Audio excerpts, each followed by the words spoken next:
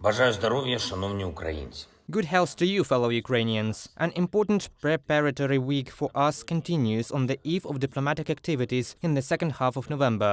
These are important summits: G20, ASEAN, NATO Parliamentary Assembly, and some others. The position of Ukraine must be and will be heard in all parts of the world. We are also working to continue and expand our grain export initiative. We will add a permanent humanitarian component to grain exports. Together with the advanced and most conscious states, we will increase aid to those countries and peoples who are particularly suffering from the food crisis. And the first meetings have already taken place. We already have the first international agreements. In fact, together with our partners, we are starting cooperation which can become the basis for guaranteeing food security at a new level. It has long been said that global coordination is needed to save the world's poorest countries from starvation, and we are currently developing such a coordination mechanism. I hope it will be implemented. I met with United States Ambassador to the United Nations, Linda Thomas-Greenfield, and a significant part of our talks was devoted to humanitarian topics, because the more meaningful our cooperation with partners to overcome various humanitarian problems will be, the less international conflicts and crises will be used by Russia to blackmail the international community.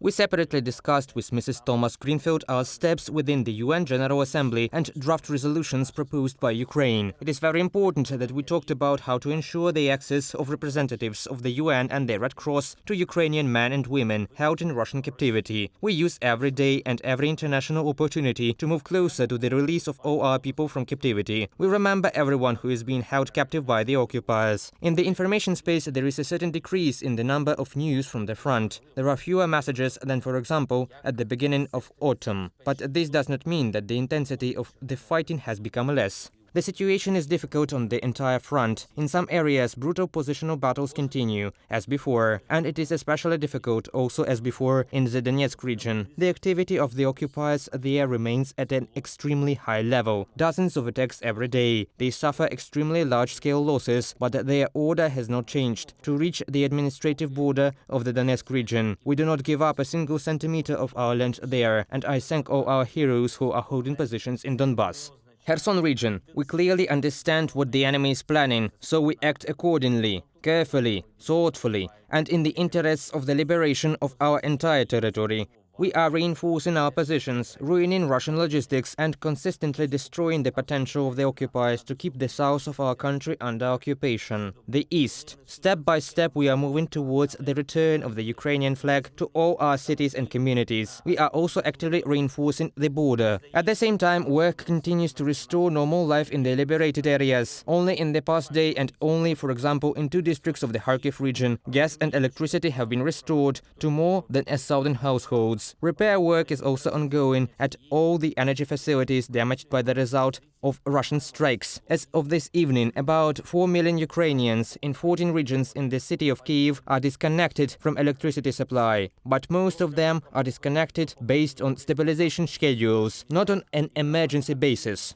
I thank all our energy workers, utility workers, regional administrations, local self-governments, everyone who restores the predictability of life to our people, even in such conditions. The government of Ukraine made an important decision that will help to get through the winter period. The import of goods needed during the heating season will be exempt from import duty. This should simplify and reduce the cost of supplying Ukraine with generators, batteries, transformers, and other equipment for energy and heat supply. It is also important that sufficient volumes of gas and coal are being accumulated to provide for Ukrainians. We clearly understand turning winter into a weapon is the plan of a terrorist state against our state, as well as against the whole of Europe. But we are doing everything so that this Russian plan also fails, like various previous ones. And one more thing. On the Walk of the Brave in Kyiv, we opened a plaque that appeared there first. This is a plaque dedicated to Sean Penn. He was in Ukraine on February the 24th, and since that day, he has been doing everything to help us accumulate international support. The Walk of the Brave is not just a sign of our gratitude to political, public and cultural leaders who defend freedom together with Ukrainians, but also a reminder to all future generations of our people about what different people, forces and industries united for our victory. The Walk of the Brave will feature all the leaders who supported Ukraine personally, coming to our land at the crucial time